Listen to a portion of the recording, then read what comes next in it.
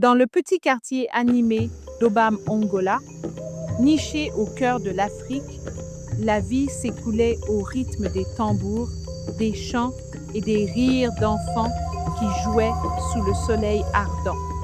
Boudéchou, une jeune fille au sourire lumineux et aux yeux remplis d'étoiles, vivait dans une modeste maison en argile avec sa famille. Malgré les difficultés financières, son père, Ngomo, et sa mère, Mama Odja, inculquaient à leurs enfants des valeurs profondes: la foi, l'amour familial et le respect des traditions. Mais Boudchou, d'un esprit ambitieux et rêvasseur, sentait qu'elle était destinée à une vie bien au-delà des frontières de son quartier. Un jour, alors qu'elle aidait sa mère à vendre des beignets au marché, elle entendit parler d'une opportunité d'aller en Europe. Le vieux tonton Kouma, qui revenait d'un séjour en France, racontait des histoires de villes étincelantes et de chances infinies.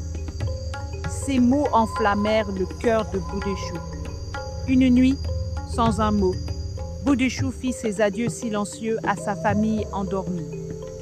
Elle emporta avec elle une photo de ses parents et une petite amulette que Mama Odja lui avait donnée enfant, censée la protéger contre les mauvais esprits.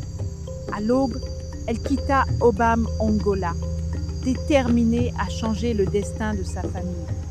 Le voyage fut un cauchemar.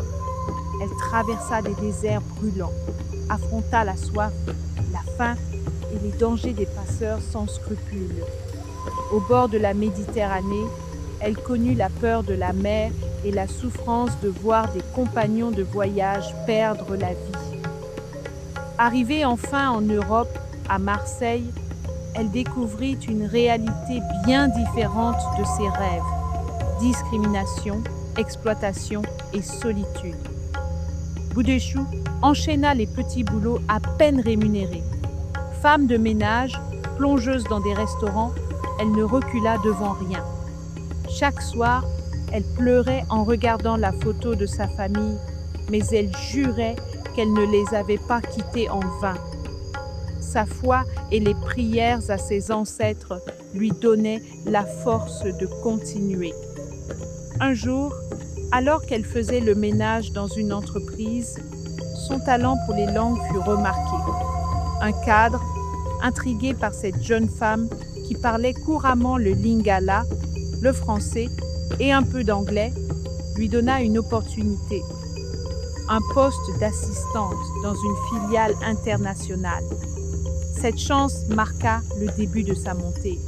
En quelques années, elle économisa assez pour lancer sa propre affaire, une entreprise de commerce de produits africains. Après 10 ans d'absence, Boudchou revint enfin à Obam Ongola. Ce fut un jour de fête comme le quartier n'en avait jamais connu. Elle avait transformé la maison familiale en une demeure solide, équipée d'électricité et d'eau courante, et avait offert à ses parents une retraite paisible.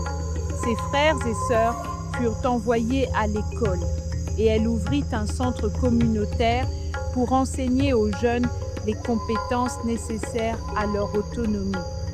Lors de la cérémonie de son retour, sous le grand baobab d'Obam Ongola, elle prit la parole avec émotion. La vie est un voyage où chaque épreuve est une leçon. J'ai appris que nos racines et nos croyances sont notre force. Si j'ai réussi à changer mon destin, c'est grâce à l'amour de ma famille et de ce quartier. Que personne n'oublie jamais que le bonheur se trouve dans le partage et la solidarité. Cette histoire, gravée dans les cœurs des habitants d'Obam Ongola, devint une légende. Boudéchou, l'enfant du quartier qui avait osé rêver, leur avait offert bien plus que la prospérité. Elle leur avait redonné l'espoir.